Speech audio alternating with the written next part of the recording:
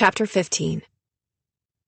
There was a difference between knowing that Michael's father was abusive and seeing it. "I don't know about the rest of you," Michael said, pulling himself to his feet and wiping blood from his lip with the back of his hand. "But I thought that went well." The casual tone in Michael's voice nearly undid me. I knew that he wouldn't want my pity. He wouldn't want my rage. And whatever I felt, he would see it. "Well?" Dean repeated. "You thought that went well?" Michael shrugged. "In particular, the fact that I introduced you to my father as my good friend Barf is a memory that I will treasure forever." "It doesn't matter unless you let it matter."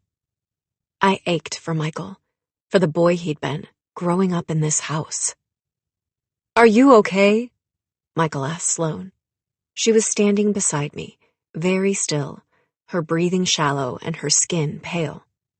"Thinking about Aaron. Thinking about what just happened to Michael. Thinking about your father. Thinking about his."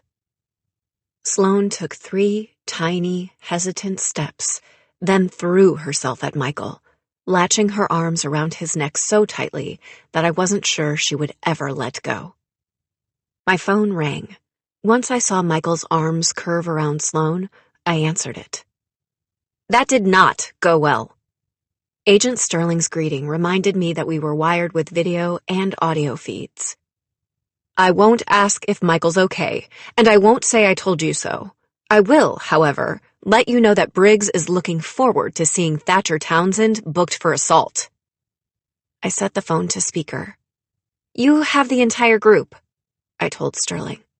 For a moment, I thought she might repeat her statement about Michael's father, but she must have decided that Michael wouldn't thank her for it.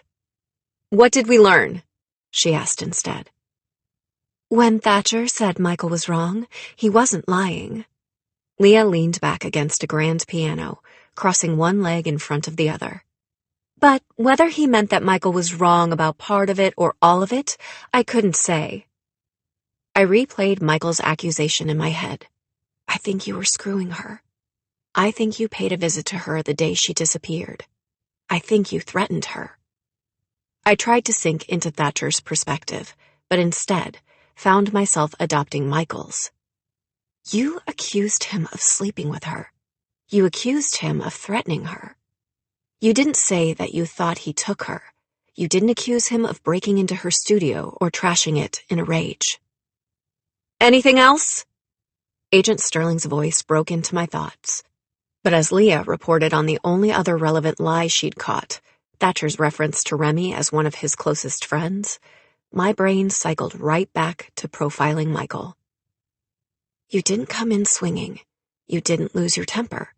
You said that this went well." I followed those facts to their logical conclusion. Michael didn't believe his father had physically harmed Celine in any way.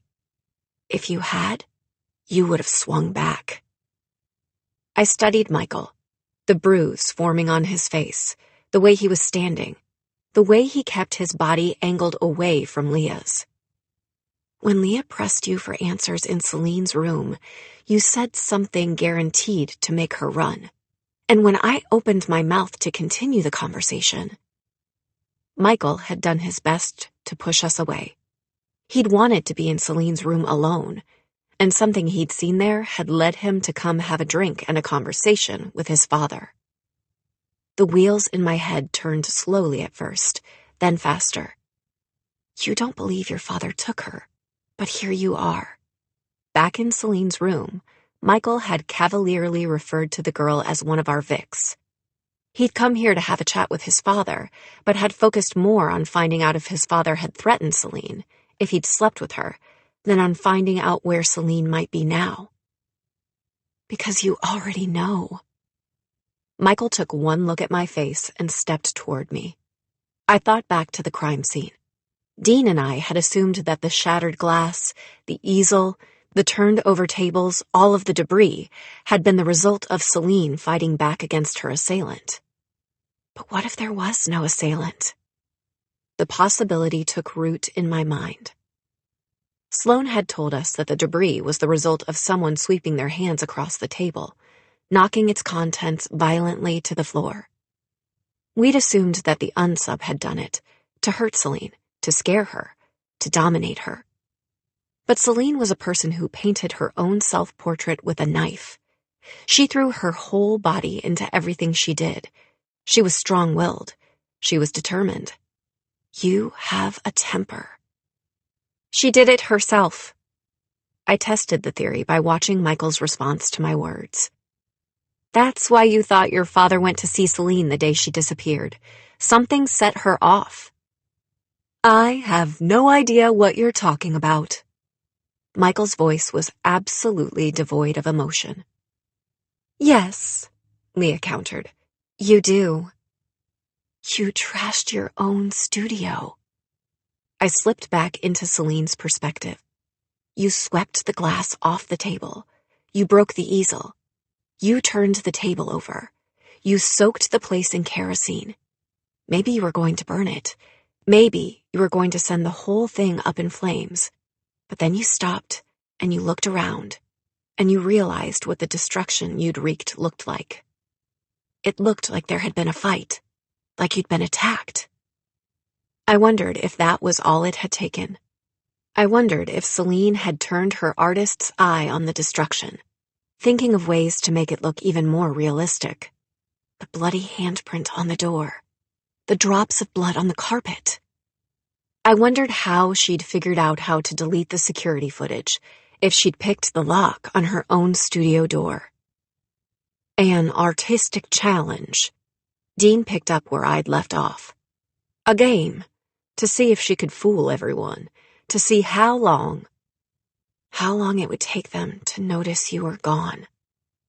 Someone care to tell me what I'm missing here? Agent Sterling's voice blared from the phone, reminding me that she was still on the line. Michael's a liar, Leah said flatly. And Celine Delacroix is a poor, pathological little rich girl who kidnapped herself. Don't talk about her that way. Michael's response was instantaneous and instinctual. Whatever she did, she had a reason for it. Did you pine after her when you were growing up? Leah asked the question, like the answer didn't matter to her in the least. Did you pursue her? The way you got all moon-eyed over Cassie when she first showed up? Leah was aiming below the belt. That was the only way she knew how to hit. Did you convince yourself you weren't good enough for her? She said, her voice low. Because a person like you could only ever be good enough for someone as horrible as me. You're being ridiculous, Michael told her. Do you love her? Leah asked, her voice dripping with syrupy sweetness. I could see Michael's temper fraying. He ran his thumb over his bloodied lip and stared at Leah.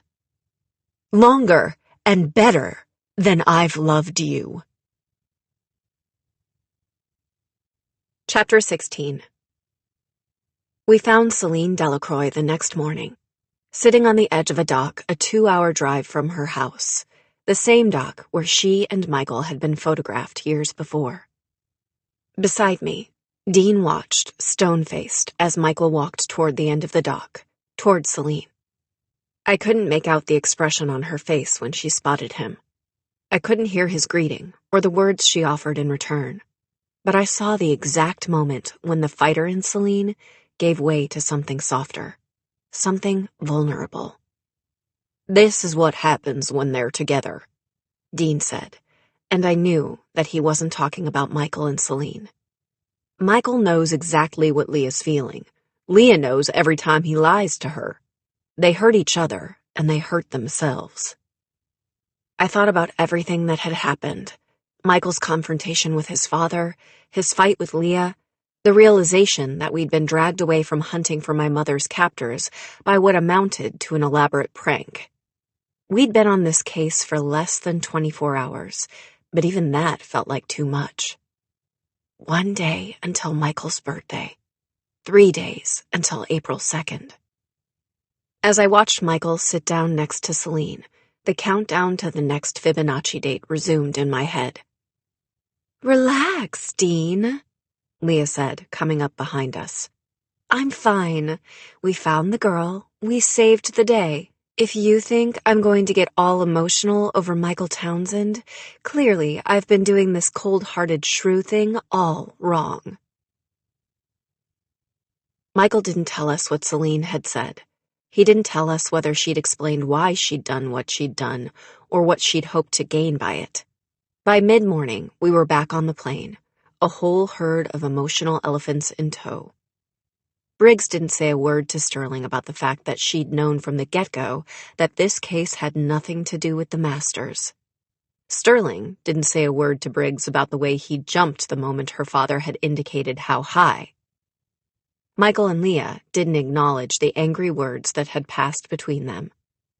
I didn't tell Dean that the night before, I'd dreamed of his father, of my mother, of blood on the walls and blood on her hands, and on mine. Once we were in the air, Judd pulled me to the back of the plane. He settled into one seat and nodded toward another. I sat. For several seconds, he said nothing, like the two of us were sitting side by side on the front porch of the Quantico house, enjoying our morning coffee and a bit of quiet. "Do you know why I said yes to this case?" Judd asked finally. I turned the question over in my head. You want the Masters as badly as I do. They'd killed his daughter. But though this case had appeared related, my gut said that Judd, unlike the director and Agent Briggs, had watched Agent Sterling very carefully through the whole exchange. He hadn't been backing Briggs's decision. He'd been backing hers. "A girl was missing." I repeated the words Agent Sterling had said the day before. "A girl that Michael knew." "Michael was coming back here." Judd had never doubted that, not for a second. "And when one of my kids goes down an emotional rabbit hole like that one, he or she sure as hell doesn't do it alone." Judd gave those words a moment to sink in, then reached into his bag and pulled out a folder. "What's this?" I asked when he handed it to me. "A file someone tried very hard to bury," he replied. "While you were off gallivanting after Miss Delacroix this morning, one of Ronnie's contacts managed to dig it up." Ronnie was short for Veronica, as in Agent Veronica Sterling. "Inmate named Robert Mills." Judd resorted to speaking in fragments as my fingers found their way to the edge of the folder. "Convicted of murdering his ex-wife. Killed in prison not long after he was convicted." The man Redding talked to. My grip on the edge of the folder tightened. The one whose ex-wife's body was never found. The one who was taken, just like my mother. As I opened the folder, Judd caught my chin, and his weathered hands turned my face gently toward his. "Cassie, girl, don't go down this rabbit hole alone." Chapter 17. The information in the file was bare bones. Robert Mills had been convicted of murdering his ex-wife. Despite the fact that her body had never been found, there had been a preponderance of physical evidence. His DNA was found at the crime scene, which was soaked in his ex-wife's blood. He had a history of violence.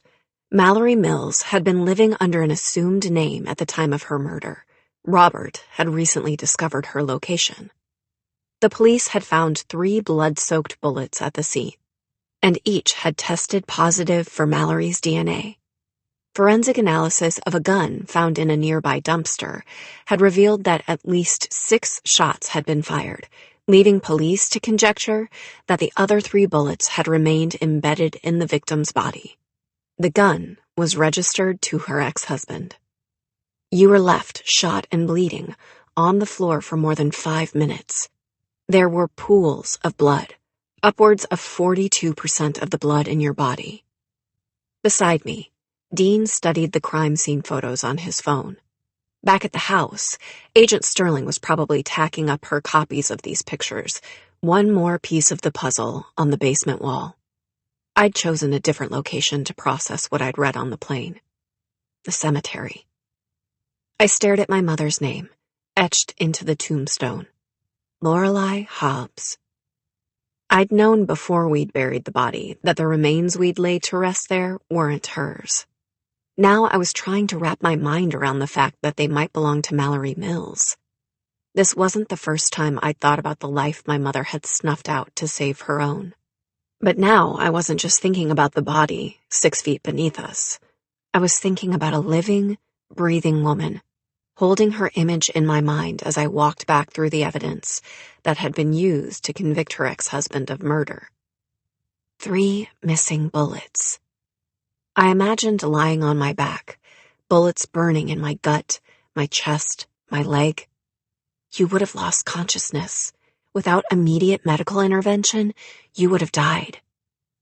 But the masters chose you, I said, my voice so soft that I could barely hear the words. Just like they chose my mother. If I was right, Mallory Mills hadn't died of those gunshot wounds. The masters had shot her, then saved her. They'd taken her, framed her husband, and, once she'd healed, forced her to fight her predecessor to the death. They'd held her captive, right up until they'd taken my mother.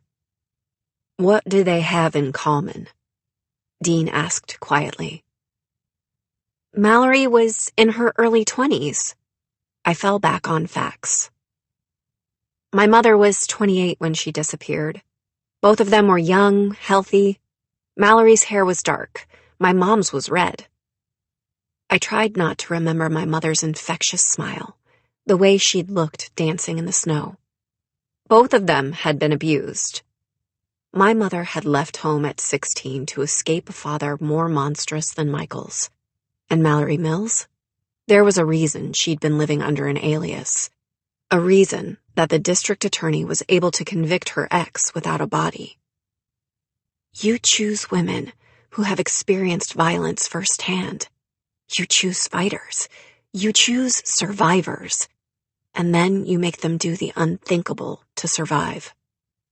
I wanted to step toward Dean. I wanted to close my lips over his, to forget about Mallory Mills and my mother's name on this tombstone and every single thing I'd read in that file. But I couldn't. When I went to see her father, he quoted Shakespeare at me. The Tempest. Hell is empty, and all the devils are here. Dean knew his father well enough to read between the lines. He told you that your mom might not just be their captive. He told you she might be one of them. We don't know what those monsters have done to her, Dean. We don't know what she's had to become to survive. A chill settled over my body, even though I could still feel the heat from Dean's. We do know that she's not just another victim. She's the Pythia. Lady Justice. That's what Nightshade called her. Judge and jury. Like she was one of them. Not by choice. Dean said the words I needed to hear. That didn't make them true. She chose to kill the woman we buried. Saying those words was like tearing off a bandage, followed by 5 or 6 layers of skin. Your mother chose to live. That was what I'd been telling myself for the past 10 weeks. I'd spent more nights than I could count, staring up at my ceiling and wondering, would I have done what she did if I'd been the one forced to fight for my survival? Could I have killed another woman? The previous Pythia pitted against me in a battle to the death? To save myself? As I had dozens of times before, I tried to put myself in my mother's shoes, to imagine what it must have been like for her after she'd been taken. I wake up in near darkness. I should be dead, but I'm not. My mom's next thought would have been of me, but I skipped over that and on to the realizations that must have been racing in her mind once she'd pieced together what had happened. They cut me. They stabbed me. They took me to the brink of death, and then they brought me back. How many women, other than my mother and Mallory Mills, shared this story? How many Pythias had there been? You wait for them to heal, and then... They lock me in a room. I'm not the only one there. There's a woman coming toward me. She's got a knife in her hands, and there's a knife beside me. My breath was jagged. I know now why they came so close to killing me, why they brought me back. To my ears, my voice even sounded like my mother's. They wanted me to look death in the eyes. They wanted me to know what it felt like so that I would know, beyond any shadow of a doubt, that I wasn't ready to die. I pick up the knife, I fight back, and I win. The masters stalk these women. Dean pulled me from the darkness. He didn't use any of our profiling pronouns, not I or we or you. They watch them. They know what they've been through, know what they've survived. I stepped forward, stopping just short of resting my face on his chest. They watched my mother for weeks or months or years, and I can't even remember the names of all the towns we lived in. I'm the closest thing we have to a witness, and I can't remember a single useful detail. I can't remember a single face. I'd tried. I'd spent years trying, but we'd moved so often, and each time, my mother had told me the same thing. Home isn't a place. Home is the people who love you, forever and ever, no matter what. Forever and ever, no matter what. Forever and ever. And that was when I remembered. I wasn't the only one my mother had promised to love. I wasn't the only witness. I didn't know what had been done to my mother or who she'd become. But there was someone who did. Someone who knew her. Someone who loved her. Forever and ever. No matter what. Chapter 18. My sister, Laurel, was small for her age. The pediatrician thought she was about 4. Healthy, except for a vitamin D deficiency. That, along with her pale skin, and what little we'd been able to glean from Laurel herself, had led to the theory that she'd spent the majority of her life indoors, quite possibly underground. I'd seen Laurel twice in the past 10 weeks. It had taken almost 24 hours to arrange this meeting, and if Agents Briggs and Sterling had their way, it would be the last. It's too dangerous, Cassie. For you, for Laurel. Agent Sterling's admonition rang in my ears as I watched the little sister I barely knew stand opposite an empty swing set, staring at it with an intensity at odds with her baby face. It's like you can see something the rest of us can't, I thought. A memory, a ghost. Laurel rarely talked. She didn't run, she didn't play. Part of me had hoped that she'd look like a kid this time, but she just stood there, 10 feet and light years away from me, as still and unnaturally quiet as the day I'd found her sitting in the middle of a blood-drenched room. You're young, Laurel. You're resilient. You're in protective custody. I wanted to believe that with time, Laurel was going to be just fine, but my half-sister had been born and bred to take a seat at the master's table. I had no idea if she was ever going to be okay. In the weeks that Laurel had been in FBI custody, no one had been able to get any actionable information out of her. She didn't know where they'd been holding her. She couldn't, or wouldn't, describe the masters. Based on the level of deterioration on that merry-go-round, I would estimate that this playground was built between 1983 and 1985. Sloane came to stand beside me. It had been Agent Sterling's suggestion to bring another natural with us. I'd chosen Sloane because she was the most childlike herself, and the least likely to realize just how psychologically scarred Laurel really was. Sloane squeezed my hand comfortingly. In the Estonian sport of keeking, players stand on a massive swing and attempt to rotate it 360 degrees. I had 2 choices. I could either stand here listening to every playground-related factoid Sloane could think of in her attempt to calm my nerves, or I could talk to my sister. As if she could hear my thoughts, Laurel pivoted, tearing her gaze away from the swing set and bringing it to me. I made my way toward her, and she turned her attention back to the swing. I knelt next to her, giving her a moment to acclimate to my presence. Sloane came and sat down one swing over. "This is my friend Sloane," I told Laurel. "She wanted to meet you." No response from Laurel. "There are 285 different species of squirrel," Sloane announced as a greeting. "And that's not counting any number of prehistoric squirrel-like species." To my surprise, Laurel tilted her head to the side and smiled at Sloane. "Numbers," she said clearly. "I like numbers." Sloane gave Laurel a companionable smile. "Numbers make sense, even when nothing else does." I focused on Laurel as she took a tentative step toward Sloane. Numbers are comforting, I thought, trying to see the world through my little sister's eyes. Familiar. To the men who brought you into this world, numbers are immutable. A higher order, a higher law. "Do you like swings?" Sloane asked Laurel. "They're my second favorite use of centripetal force." Laurel frowned as Sloane began swinging gently back and forth. "Not like that," my sister told Sloane firmly. Sloane slowed to a stop, and Laurel stepped forward. She reached out to trail her tiny fingers along the links of the swing's chains. "Like this," she told Sloane, pressing her wrist against the metal chain. Sloane stood and mimicked Laurel's motion. "Like this?" Laurel lifted the swing and wrapped the chain carefully around Sloane's wrist. "Both hands," she told Sloane. As my 4-year-old sister painstakingly wrapped the free chain around Sloane's other wrist, my brain finally processed what she was doing.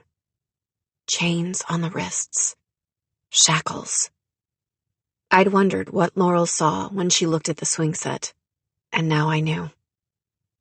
"Bracelets," Laurel said, sounding as happy as I'd ever heard her. "Like Mommy's." If I hadn't already been on the ground, those words might have brought me to my knees. "Mommy wears bracelets?" I asked Laurel, trying to keep my voice even and calm. "Sometimes," Laurel replied. "It's part of the game." "What game?" My mouth was dry, but I couldn't afford to stop talking. This was the closest Laurel had ever come to telling me about the way she'd been forced to live. About our mother. "The game," Laurel repeated, shaking her head like I'd just asked a very silly question. "Not the quiet game, not the hiding game, the game." There was a beat of silence. Sloane picked up the slack. "Games have rules," she commented. Laurel nodded. "I know the rules," she whispered. "I know all of the rules." "Can you tell Sloane the rules, Laurel?" I asked. "She wants to hear them." My sister stared at Sloane's wrists, still wrapped in chains. "Not Laurel," the little girl said fiercely. "Laurel doesn't play the game." "My name is 9. That was one of the first things my sister had ever said to me. At the time, the words had sent chills down my spine because the group we were looking for had 9 members. 7 masters, the Pythia, and the child of the Pythia and the masters, the 9th member of their sadistic little circle. 9. "Laurel doesn't play the game," I repeated. 9 does. Laurel's tiny fingers tightened around the chain on the swing. "Mommy knows," she said fiercely. "Knows what?" I asked, my heart beating in my throat. "What does Mommy know?" "Everything." There was something off about the set of my half-sister's features. Her face was strangely devoid of emotion. She didn't look like a child. Not Laurel. Her words echoed in my head.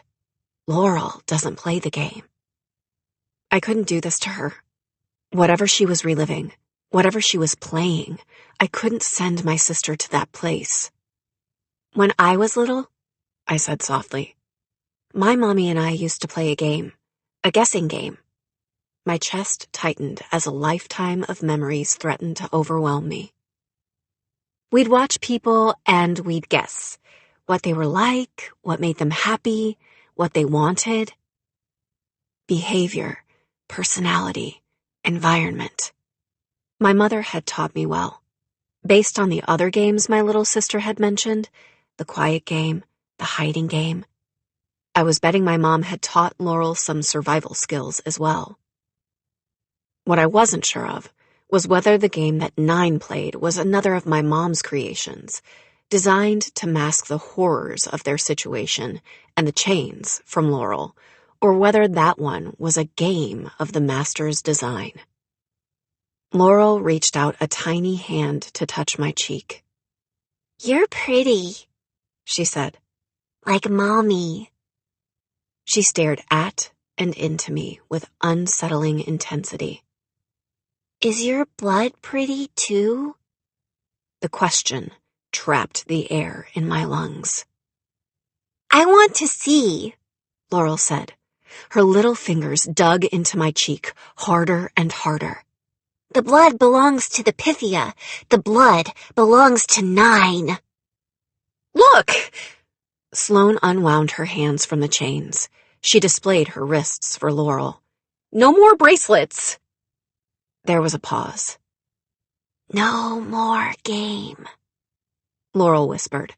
Her hand dropped to her side. She turned to me, her expression hopeful and childish, and utterly unlike the one she'd worn a moment before. "Did I do good?" she asked. You did so good, Cassie. I could hear my mom saying those words to me. A grin on her face when I'd correctly pegged the personalities of the family sitting next to us at a diner. Sloane made an attempt at filling the silence. There are 7 wonders of the world, 7 dwarfs, 7 deadly sins, and 7 different kinds of twins. 7! Laurel tilted her head to the side. I know 7! She hummed something under her breath, a series of notes, varying rhythm, varying pitch. That's 7, she told Sloane. Sloane hummed the tune back to her. 7 notes, she confirmed. 6 of them unique. Did I do good? Laurel asked me a second time. My heart constricted, and I wrapped my arms around her. You're mine, my sister, my responsibility. No matter what they did to you, you're mine. You know the number 7, I murmured. You did so good. My voice caught in my throat. But, Laurel, you don't have to play the game anymore. Not ever again. You don't have to be 9. You can just be Laurel, forever and ever. Laurel didn't reply. Her gaze fixed on something over my right shoulder. I turned to see a little boy spinning his sister on the merry-go-round. The wheel is always turning, Laurel murmured, her body going stiff. Round and round. You. Soon, soon, soon. Masters come and masters go, but the Pythia lives in the room. Chapter 19. My conversation with Laurel had told me 2 things. First, whatever sway or position my mother held over the masters, she was still a captive. Her bracelets were proof enough of that. And second, the blood belongs to the Pythia. I repeated my sister's words out loud. The blood belongs to 9. Knock, knock. Leah had a habit of saying the words in lieu of actually knocking. She also didn't bother to wait for a response before sauntering into the room I shared with Sloane. A little birdie told me there was a 72.3% chance you needed a hug, Leah said. She raked her gaze over my face. I don't do hugs. I'm fine, I said. Lie, Leah replied immediately. Care to try again? It was on the tip of my tongue to say that, after the debacle at Michael's house, she probably wasn't fine either, but I had the good sense to know that pointing that out would not end well for me. You don't do hugs, I said instead. What's your official position on ice cream? Leah and I ended up on the roof, a carton of white chocolate raspberry between us. Do you want me to tell you that your mother is still the woman you remember? Leah asked, leaning back against the window frame behind us. If I asked her to, Leah would make that statement sound utterly believable, but I didn't want her to lie to me. Nightshade told us weeks ago that the Pythia leads the masters in her child's stead. The words tasted bitter in my mouth. But Laurel said they chain her wrists. Part queen regent, part captive. Powerless and powerful.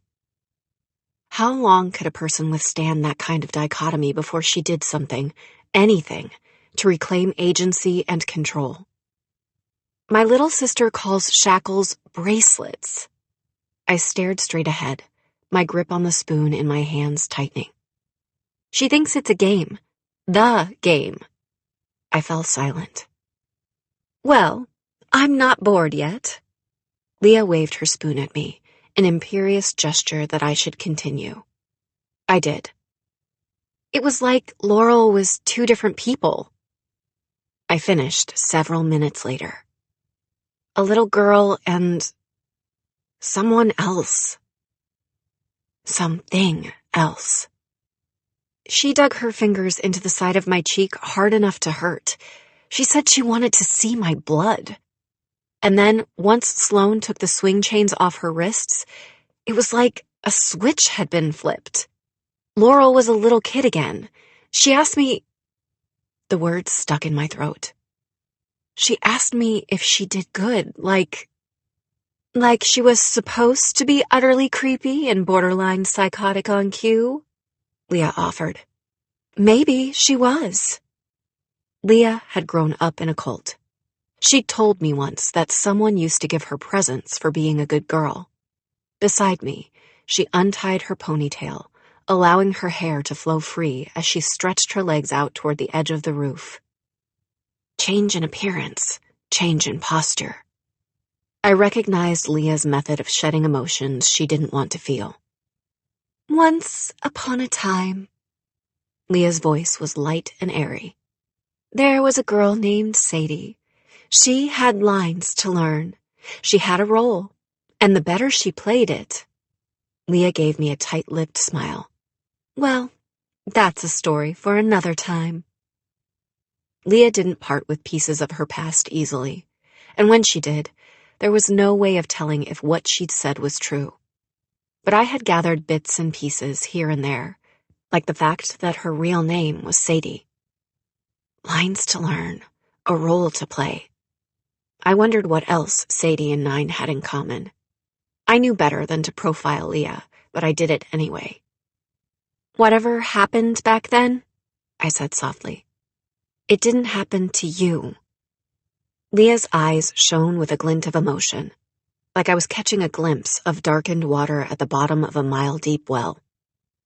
That's what Sadie's mother used to tell her.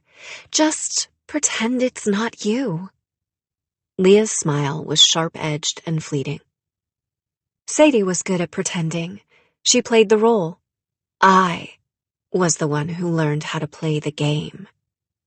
For Leah, shedding her old identity was a way of reclaiming power. Her game, whatever it had entailed, probably bore little resemblance to the specifics of what my mother was going through now, what Laurel had been raised to view as normal. but there were enough similarities between the two situations to make me wonder if my mom had encouraged my little sister to draw a line between Laurel and 9. "And what about Sadie's mother?" I asked Leah. "Your mother," I amended silently. "Did she take her own advice? Did she create a part of herself that nothing and no one could touch?"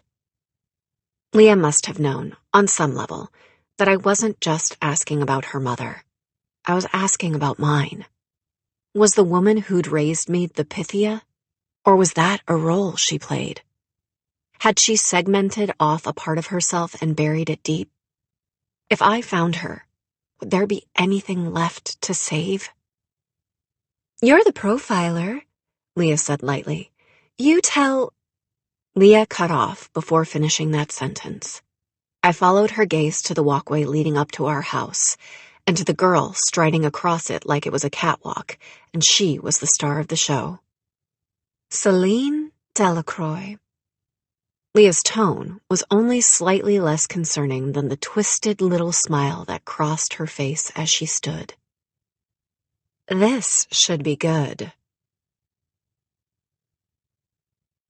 Chapter 20.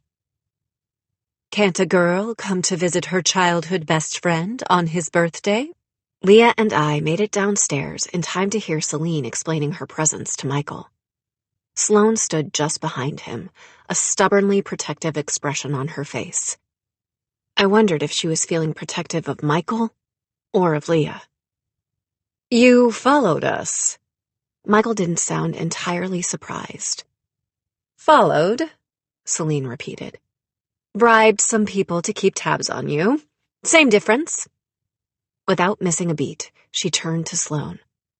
"You must be one of Michael's friends. I'm Celine." "You faked your own kidnapping." In Sloane's world, that passed for a greeting.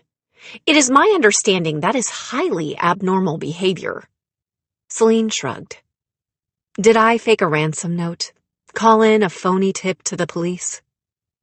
"You're saying that you didn't do anything illegal." Dean entered the room and inserted himself into the conversation before Leah could. "I'm saying that if someone wants to trash their own art studio and skip off to one of their vacation homes for a week, it's hardly their fault if someone assumes there's been foul play." "And I'm saying," Sloane countered, "I'm saying—" She trailed off, uncertain of a proper comeback. "I'm saying that the average miniature donkey lives between 25 and 35 years.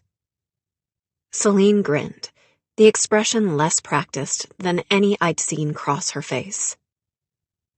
"I like her," she told Michael decisively. "She says what she's thinking. Our social circle could use more of that, don't you think?" "Your social circle," I corrected silently. "It's not Michael's. Not anymore." "In the interest of saying what we're thinking," Leah interjected, "if you're really here to celebrate Michael's birthday, perhaps we should get this party underway?" Michael had the good sense to look alarmed. "I'm thinking a game might be in order," Leah continued. "A game?" Celine arched an eyebrow. "What kind of game?" Leah looked at Michael, then smiled wickedly.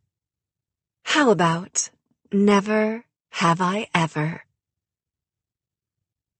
I wasn't sure how Michael had intended to spend his birthday, but I suspected it wasn't sitting beside the pool in our backyard with Leah on one side and Celine on the other.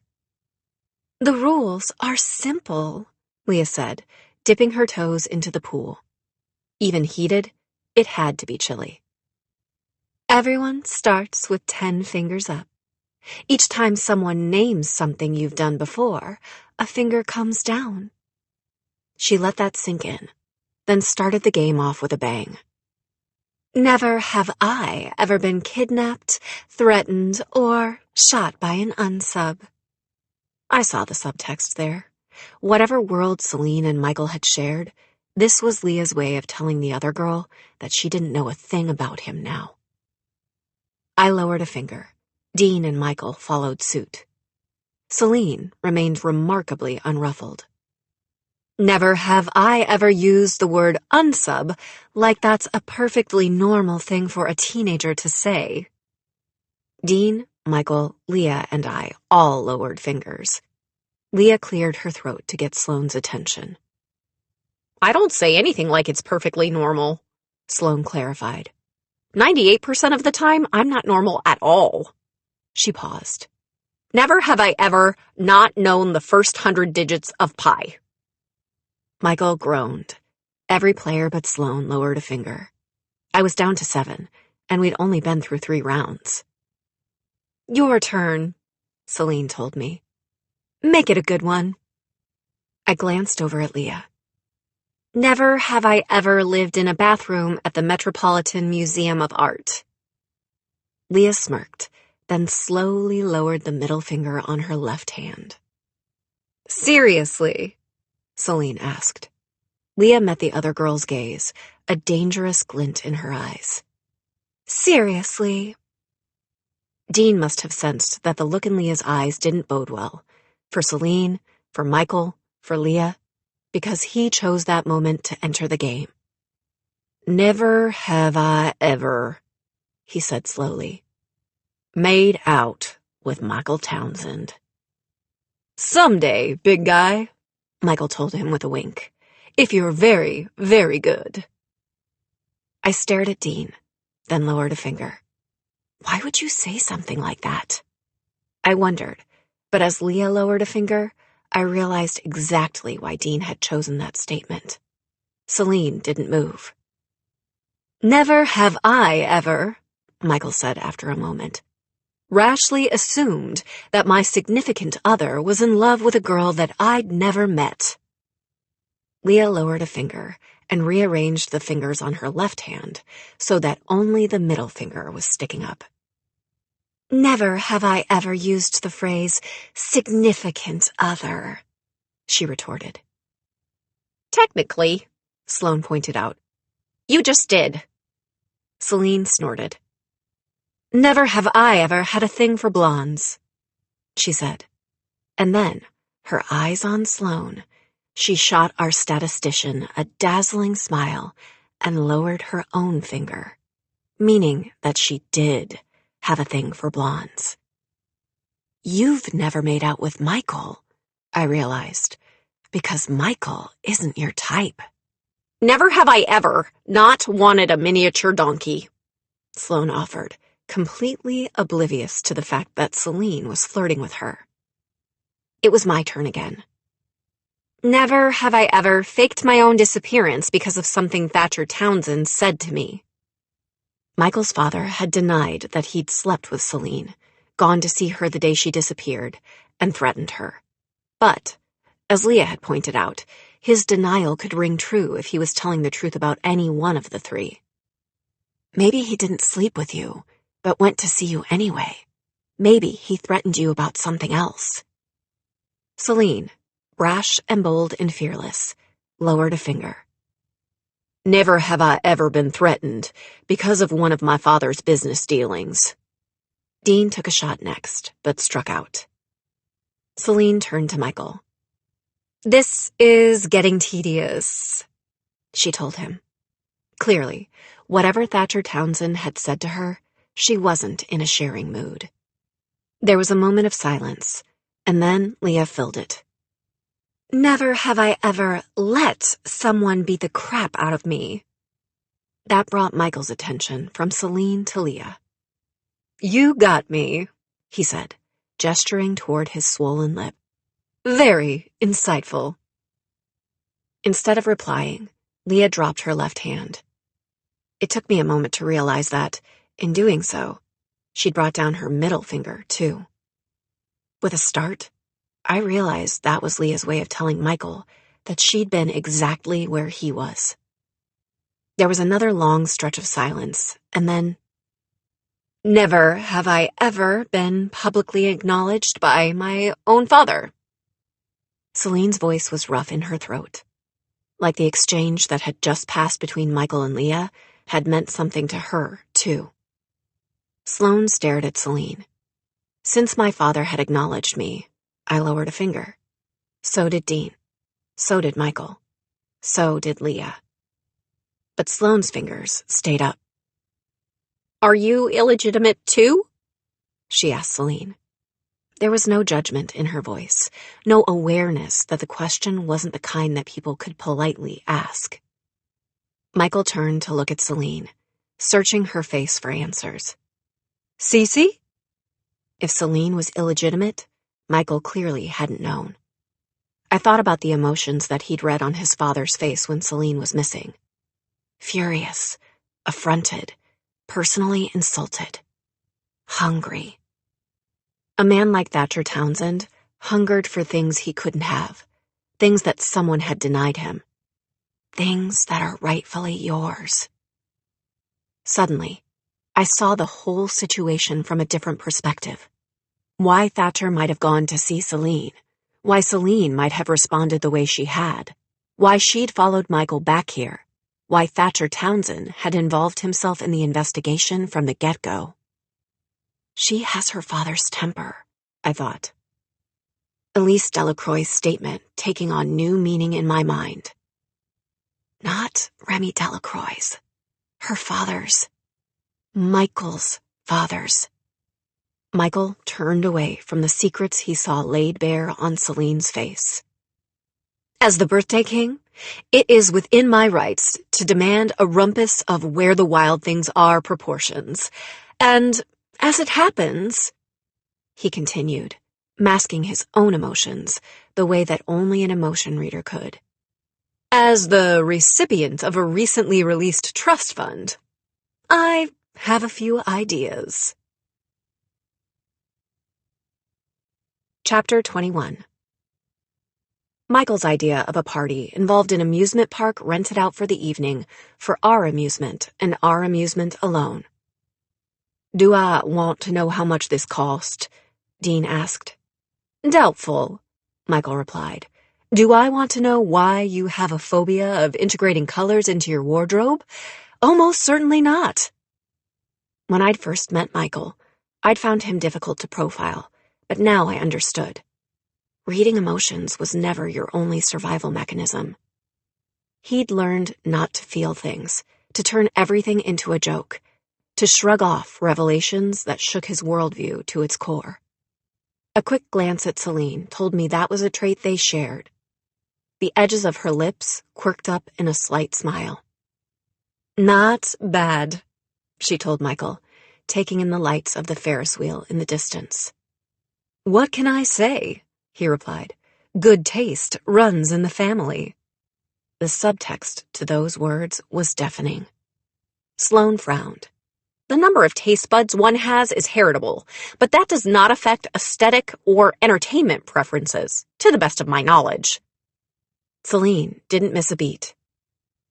The brainy type, she declared loftily. I approve. Sloane was quiet for several seconds. Most people don't. My heart hurt at the matter-of-fact way Sloane said those words. Her manner uncharacteristically gentle, Celine hooked an arm through Sloane's. How would you feel about trying to win me a goldfish? Sloane clearly had no idea how to reply, so she went with the path of least resistance. Goldfish don't have stomachs or eyelids, and their resting attention span is actually 1.09 times that of the average human. As Celine led Sloane toward the carnival games, I started to follow, but Michael held me back. She'll be fine, he told me. Celine is... He trailed off, then changed course. I trust her. It's good to have someone you can trust. Leah's tone wasn't cutting, but that meant nothing. She was more than capable of coating razor blades in sugar. I never said you could trust me, Michael shot back. I don't trust me. Maybe I'm saying that you can trust me. Leah played with the tips of her jet-black ponytail, making those words sound like nothing more than a lark. Or maybe I'm saying that you absolutely cannot trust me not to wreak vengeance upon you in creative and increasingly absurd ways. With that somewhat concerning statement, Leah hooked her arm through Dean's the way Celine had hooked hers through Sloane's. I see a roller coaster with my name on it. Dino, you game? Leah rarely asked Dean for anything. He wasn't about to refuse now. As the two of them peeled off from the group, I pushed down the instinct to follow. And then, Michael murmured, there were two. We ended up in the House of Mirrors. You're trying very hard not to profile me, Michael commented as we wove our way through the maze-like expanse. What gave me away? I asked. He tapped 2 fingers against my temple, then indicated the tilt of my chin. We passed a set of curvy mirrors that distorted our reflections, stretching them out, condensing them, the colors in my reflection blending into the colors in his.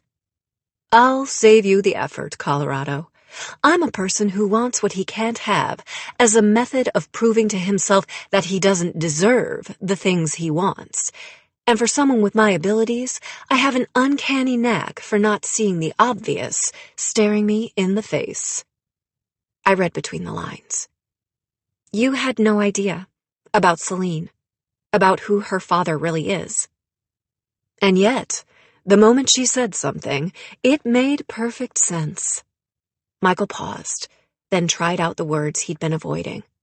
I have a sister. I caught sight of myself in another mirror. The distortion made my face rounder, my body smaller. I thought of Laurel, staring at the swing set. I have a sister, too. Downturned lips, tension in your neck, unfocused eyes seeing something other than the here and now. Michael paused. You went to see your sister today, and no amount of Townsend baby daddy drama can make you forget what you saw. We hit the end of the House of Mirrors and stepped back out onto the boardwalk. I bit back my response to Michael's statement when I saw Celine waiting for us. She was holding a fishbowl. Sloane won you a goldfish, Michael commented. Sloane won all of us goldfish, Celine corrected. Girl is crazy good at carnival games. Something about doing the math. I did some math of my own and decided that whether Michael wanted to or not, he needed to talk to Celine. And I needed to get away from the mirrors and the memories and the sudden reminder that the next Fibonacci date was less than 36 hours away. I found Sloane sitting near the Ferris wheel, surrounded by goldfish in bowls. I sat down beside her. Whatever conversation Michael and Celine were having was drowned out by the music accompanying the Ferris wheel's turns. The wheel is turning, I heard a tiny voice whisper in my memory. Round and round. Beside me, Sloane was humming. At first, I thought she was humming along to the music, but then I realized that she was humming the same 7 notes over and over. Laurel's song. Goosebumps rose on my arms. Sloane. I started to ask her to stop, but something about the expression on her face stopped me. 7 notes, 6 unique. Sloane stared at the Ferris wheel, watching it turn. E flat, E flat, E, A flat, F sharp, A, B flat. She paused. What if it's not a song? What if it's a code? Chapter 22. 7. I know 7. Laurel's words played on repeat in my head as we pulled into the driveway and I registered the fact that there were cars, plural, parked there. The lights were on, not just in the kitchen, but throughout the entire first floor. Something's wrong. I was out of the car before Michael had even pulled it to a stop. On my way to the front door, I passed a trio of agents. Agent Vance, Agent Starmans. It took me a moment to place the third, one of the 2 agents on Laurel's detail. No. I burst through the front door to find Briggs talking to another agent. From behind, I couldn't make out the other man's features, and I told myself that I was overreacting. I told myself that I didn't recognize him. I told myself that Laurel was fine. And then the man turned. No. No, no, no. Cassie. Agent Briggs caught sight of me and brushed past the man. Agent Morris. My brain supplied the name.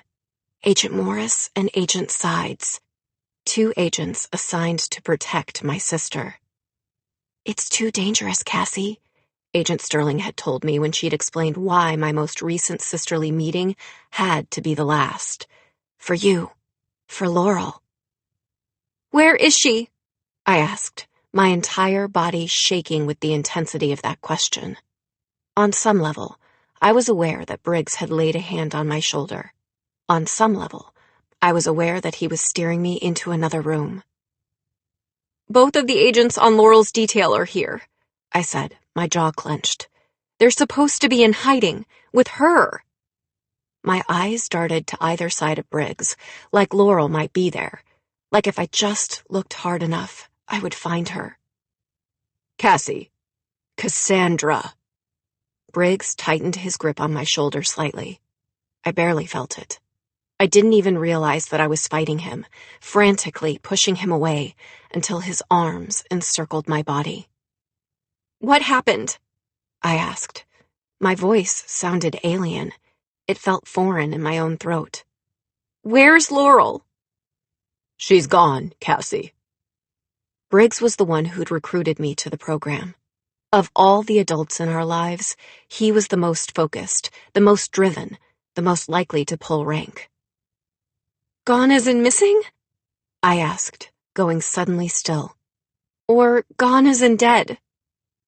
Briggs relaxed his hold on me, but didn't let go. Missing. We got a call from her protection detail several hours ago. We issued an Amber Alert, blocked off all outgoing roads, but it didn't help. You didn't find her. They have her. I forced myself to say the words. I promised her she would never have to go back there. I promised her that she was safe. This isn't on you, Cassie, Briggs told me, moving his hand to my chin, forcing my eyes to his. This program is my responsibility. You are my responsibility. I made the call to bring Laurel in. I knew, without asking, that Briggs was thinking of the fight he'd had with Agent Sterling back in New York, about Scarlett Hawkins and Nightshade and the sacrifices we'd all made on the altar of winning. Where's Sterling? I asked. Looking for leaks at FBI headquarters, Briggs replied. Trying to figure out how the hell this happened. It happened, I thought, the words tightening around my heart like a vice. Because I went to see Laurel. It happened because of me. You. The child lies unconscious on the altar, her tiny limbs forming an X against the stone. So small, so fragile. All must be tested. All must be found worthy. Your own throat is raw, ringed with bruises. Your hands are shaking. But the Pythia cannot show weakness. The Pythia cannot falter. Your hands close around the child's neck. You tighten your grip. The girl is drugged. The girl is sleeping. The girl would feel no pain. But the Pythia's job is not protecting the girl. You release your grip on the little one's throat. The child is worthy. One of the masters, the one you call 5, reaches out and lays a hand on the girl's forehead. One by one, the others follow suit. There is, 5 says, once the ritual has been observed, one other matter that requires your attention. By the time the little girl wakes up on the altar, they've slammed your body against the wall. You don't struggle as they chain your ankles and wrists. The Pythia is judge. The Pythia is jury. Without order, there is chaos. Without order, there is pain.